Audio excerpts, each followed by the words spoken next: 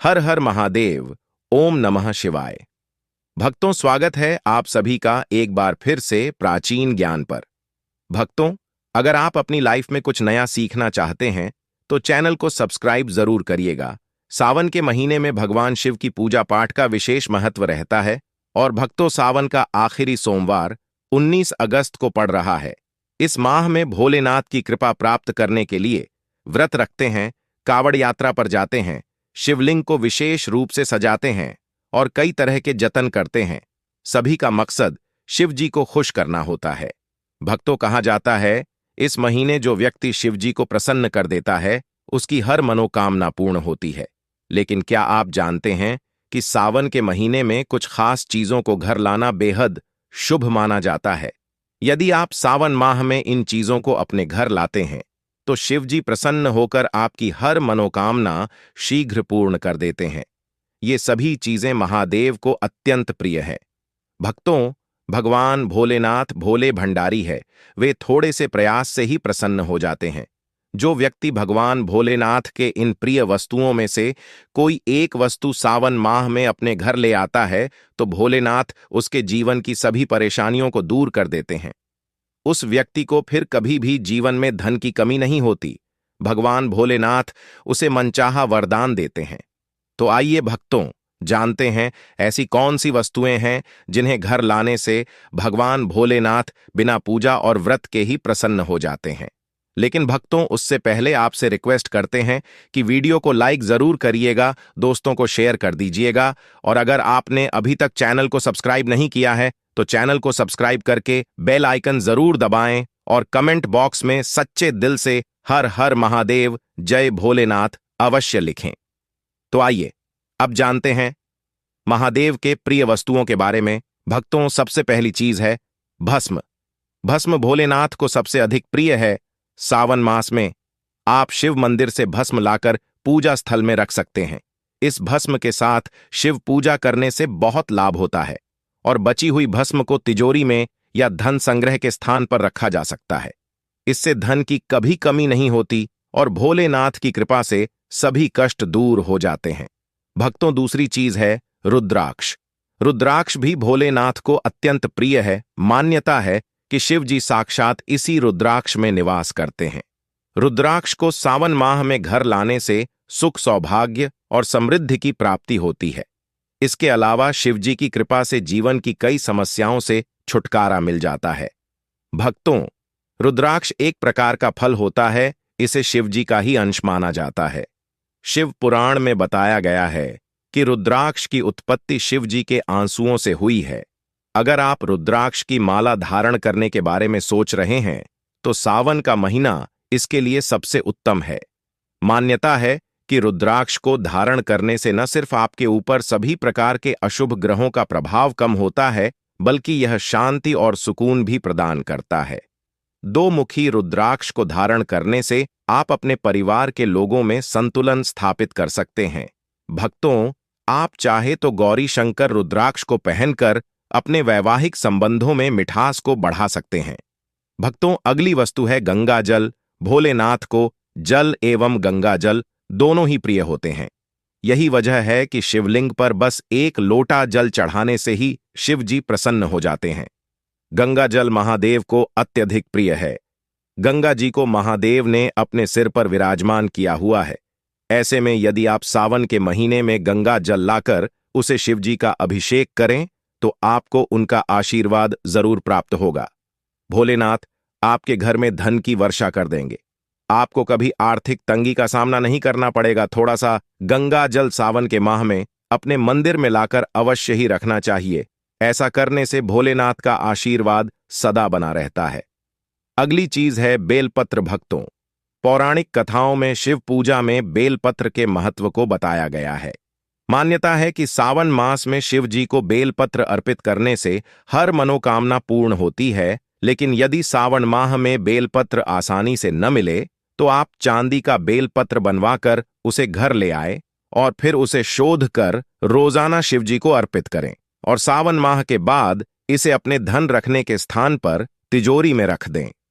भक्तों, ऐसा करने से भगवान भोलेनाथ की कृपा से घर में सुख समृद्धि बनी रहती है और कार्य में आ रही रुकावटें दूर हो जाती हैं। भक्तों, अगली वस्तु है पारस शिवलिंग। पारस और शिवजी का एक खास संबंध माना जाता है। कहते हैं, यदि सावन में पारस शिवलिंग को घर लाकर उसकी रोज पूजा की जाए और अभिषेक किया जाए तो आपके ऊपर से हर तरह के दोष समाप्त हो जाएंगे। यह भी मान्यता है, जो भक्त पारस शिवलिंग की पूजा करता है, भगवान महाकाल उसकी स्वयं रक्षा करते हैं। यह शिवलिंग घर में सुख और शांति लाता है। इससे घर में कोई बीमारी नहीं रहती और धन धान्य में भी वृद्धि होती है। अगली चीज है त्रिशूल। त्रिशूल भगवान भोलेनाथ का अस्त्र है। यह हमेशा भगवान भोलेनाथ के साथ रहता है। भक्तों, त्रिशूल को बहुत पूजनीय माना जाता है क्योंकि ये तीन लोक और त्रिदेवों का प्रतीक माना जाता है। भगवान भोलेनाथ के साथ त्रिशूल का भी पूजन किया जाता है।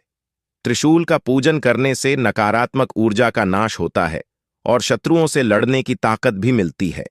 सावन माह में तांबा, पीतल या फिर चांदी का एक त्रिशूल लाएं, उसे पवित्र करें और भोलेनाथ को अर्पित कर उसका पूजन करें। फिर इस त्रिशूल को अपने घर के हॉल में रखें या आप अपने घर के आंगन में लगा सकते हैं या फिर अपने घर की छत पर भी लगा सकते हैं। इस तरह त्रिशूल रखने से भोलेनाथ की कृपा से घर में नकारात्मक ऊर्जा जो होती है वह नष्ट हो जाती है। घर में बुरी शक्तियों का प्रभाव कम हो जाता है, साथ ही शत्रुओं से लड़ने की भी शक्ति मिलती है। भक्तों, आप चाहे तो त्रिशूल का लॉकेट लाकर उसे भोलेनाथ को अर्पित करें और फिर उसे धारण करें। ऐसा करने से बुरी शक्ति और नकारात्मक शक्तियों से यह लॉकेट आपकी रक्षा करेगा। आपको किसी की बुरी नजर नहीं लगेगी, साथ ही शत्रुओं से लड़ने की भी शक्ति मिलेगी। भक्तों, अगली चीज है डमरू। शिवजी का डमरू और उसकी आवाज दोनों ही हिंदू धर्म में बेहद महत्वपूर्ण माने गए हैं। पौराणिक कथाओं के अनुसार डमरू की ध्वनि से बुरी शक्तियों को तबाह किया जा सकता है और घर में मौजूद बुरी शक्तियों का नाश करना हो तो सावन के पवित्र महीने में घर में डमरू अवश्य ले आए। भोलेनाथ को अर्पित किए हुए इस डमरू को रोजाना संध्याकाल पूजन के समय अवश्य बजाए। ऐसा करने से घर में मौजूद नकारात्मक शक्तियां जो होती हैं उनका नाश हो जाएगा। अगर किसी बच्चे को डर लगता है तो आप इस डमरू को उस बच्चे के कमरे में भी रख सकते हैं। भक्तों, ऐसा करने से बच्चे को किसी प्रकार का भय नहीं रहेगा। भक्तों, अगली चीज है नाग। भगवान शिव के गले में नाग देवता विराजमान होते हैं। यही कारण है कि हिंदू धर्म में नागों की पूजा का अत्यधिक महत्व है। चांदी या तांबे के नाग सावन के महीने में घर ले आए और इसे घर के मुख्य द्वार के आसपास रख दें। भक्तों, आप घर के अंदर भी मुख्य द्वार के पास इसे रख सकते हैं। यदि आपको चोरी होने का डर है तो आप इसे छुपाकर रख सकते हैं और रखने से पहले आप इसे पवित्र कर इनका पूजन अवश्य करें। यह नाग देवता घर में आने वाली बुराई को मुख्य द्वार से ही वापस लौटा देंगे। अगर आप दोष या कालसर्प दोष से पीड़ित है तो सावन माह से पहले या फिर सावन माह के पहले दिन, सावन माह के आखिरी दिन आप एक नाग नागिन का जोड़ा लेकर अपने घर आए। आपको चांदी के नाग नागिन का जोड़ा लाना है और इसे पवित्र कर भोलेनाथ के पास अपने मंदिर में रखें और भोलेनाथ का पूजन करने के पश्चात रोजाना आप नाग नागिन पर हल्दी, कुमकुम और अक्षत पुष्प चढ़ाकर इनका पूजन करें। पूरे सावन माह में आपको इनका पूजन करना है और सावन माह के आखिरी दिन, श्रावण पूर्णिमा के दिन, इस नाग नागिन के जोड़े को आप भगवान भोलेनाथ के शिवलिंग पर रखें। शिवलिंग पर रखने से पहले शिवलिंग पर पंचामृत से अभिषेक करें और फिर नाग नागिन के जोड़े को शिवलिंग पर रख दें और भोलेनाथ से दोष और कालसर्प दोष दूर करने की प्रार्थना करें। भक्तों, ऐसा करने से भोलेनाथ की कृपा से पितृदोष और कालसर्प दोष तुरंत ही दूर हो जाता है। मित्रों, ये सभी चीजें भगवान भोलेनाथ को अत्यधिक प्रिय हैं। भगवान भोलेनाथ की कृपा प्राप्त करने के लिए सावन माह शुरू होने से पहले या फिर सावन माह में आप इन वस्तुओं को अपने घर अवश्य लाएं। भक्तों, भगवान शिव को धतूरा अति प्रिय है, इसलिए इसका प्रयोग उनकी पूजा में किया जाता है।